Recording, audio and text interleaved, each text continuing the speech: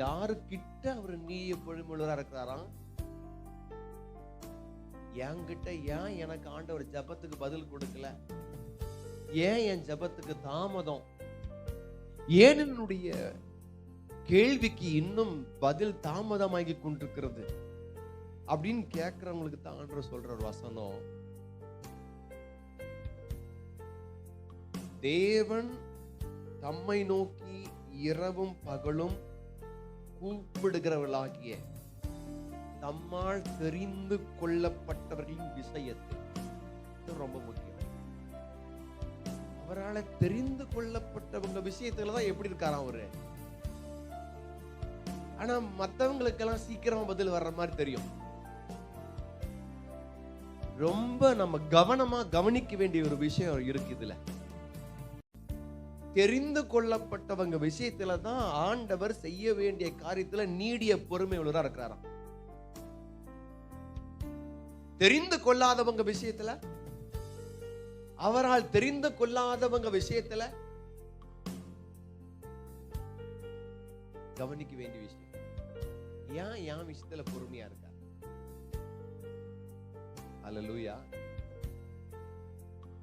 என் விஷயத்துல ஏன் ஒரு நீடிய பொறுமையிலே நீடிய பொறுமையா?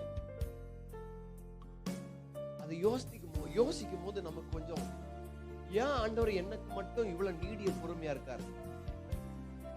ஆனா ஒண்ணு, நீடிய பொறுமை உள்ளவராய் இருந்து அவர்களுக்கு நியாயம் செய்யாமல் இருப்பாரோ?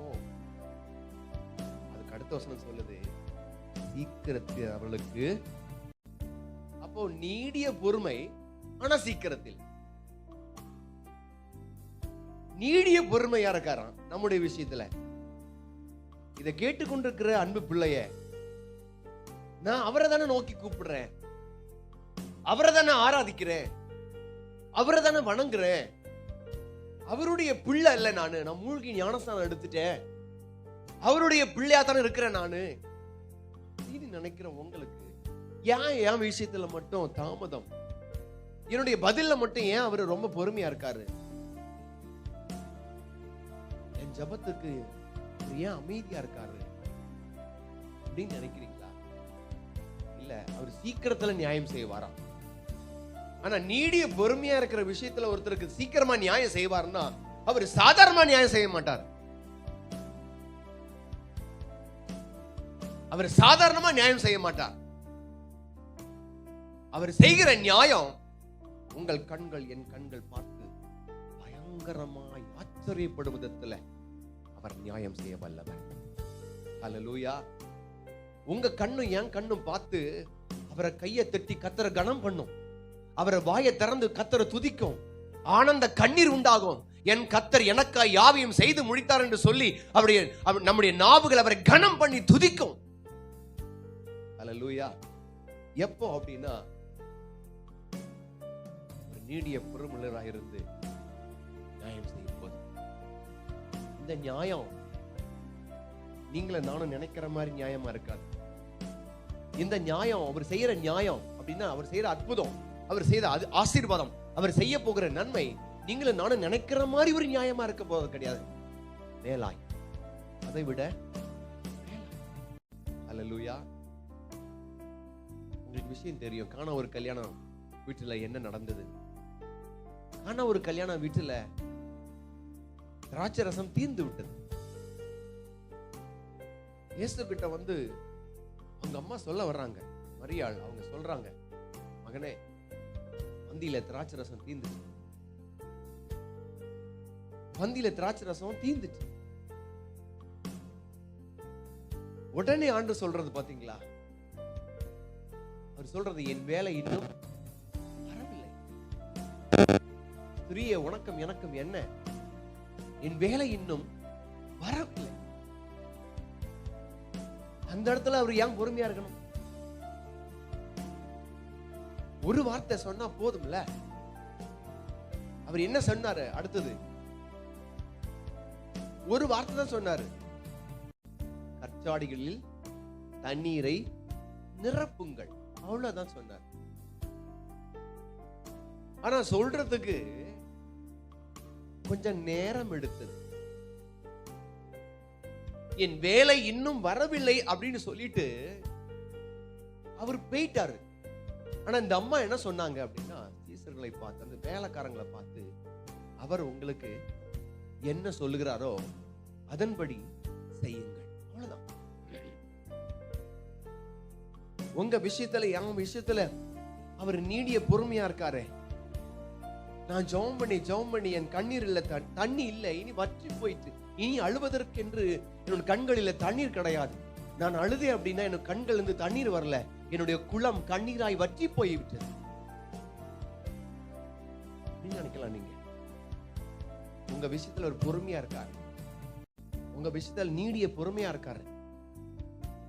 ஆனா ஒண்ணே ஒண்ணு புரிஞ்சுக்கோங்க, அவங்க அம்மா கிட்ட இயேசு கிறிஸ்து இந்த வார்த்தையை சொல்லியிருக்க தேவையே இல்லை. அப்படியாம்மா, சரி நான் பாத்துக்கிறேன் சொல்லியிருக்கலாம். ஆனால் அந்த இடத்துல நல்ல உற்று கவனித்தீங்க அப்படின்னா, மரியாள் சொல்றது அந்த வேலைக்காரங்களை பார்த்து, அவர் உங்களுக்கு என்ன சொல்லுகிறாரோ, நான் உங்களுக்கு என்ன சொல்லுகிறேனோ இல்ல, அவர் உங்களுக்கு என்ன சொல்லுகிறாரோ. இங்கே ஆண்டவரை முக்கியப்படுத்தக்கூடிய ஒரு விஷயத்தை நாம் பார்க்கிறோம். 2, தேவனால எல்லாம் செய்ய முடியும், ஆனா அதற்கென்று ஒரு நேரத்தை வைத்திருக்கிறார். ஏன் இந்த ஒரு நேரம், ஏன் இந்த ஒரு காலம், ஒரு ஜபத்திற்கு, ஒரு வேண்டுதலுக்கு, ஒரு விண்ணப்பத்திற்கு ஏன் ஒரு காலத்தை வைத்திருக்கிறார், ஏன் ஒரு நேரத்தை வைத்திருக்கிறார்? இந்த திராட்சரசம் உடனடியாக செய்ய வேண்டிய ஒரு காரியம். பந்தி உட்கார்ந்தாச்சு, பரிமாறத்துக்கு திராட்சரசம் குறைவு பட்டுச்சு இல்ல அப்படின்னா அந்த கல்யாணத்துல ஒரு குறை உண்டானது போல இருக்கும். உடனடியாக செய்ய வேண்டிய ஒரு செயல் இது. இயேசு சொல்றார், என் வேலை இன்னும் ஒரு ரகசியம் அடங்கியிருக்கிறாங்க.